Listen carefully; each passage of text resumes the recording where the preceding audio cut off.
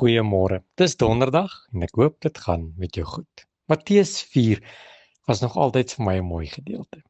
Jesus is gedoop. Hy is woestyn toe, hy het die versoeking verdra en weerstaan.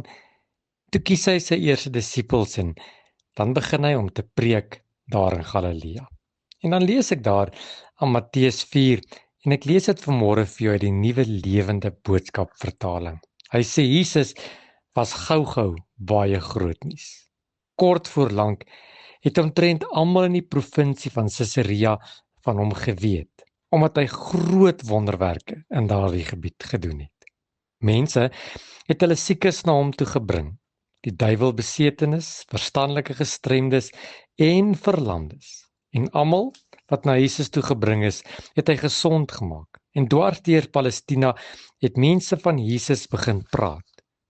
Hulle het groot massas na hom toe gekom en aangestroom gekom. Uit Galilea, uit die gebied van die 10 stedes, daar oos van die Jordaan, uit Jerusalem en selfs uit die gebied van Judea, ver oor kan die Jordaan. Sjoe, dis die begin van Jesus se bediening.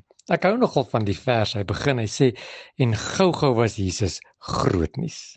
Ek het vanmôre gekom om vir jou goeie nuus en groot nuus te bring. Dis die evangelie van Jesus Christus. Jy sien, die Bybel sê Jesus was gou-gou groot nuus. En hierdie groot nuus het al hoe groter en groter geword en het nog nooit in 2000 jaar sy krag verloor nie. En vanmôre is die boodskap nog presies dieselfde, dat Jesus red en hy genees.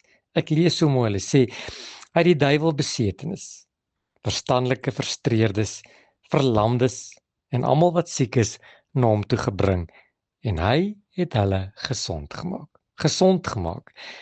Hy het hulle gered, hulle genees en nuwe mense huis toe gestuur. Dis groot nuus.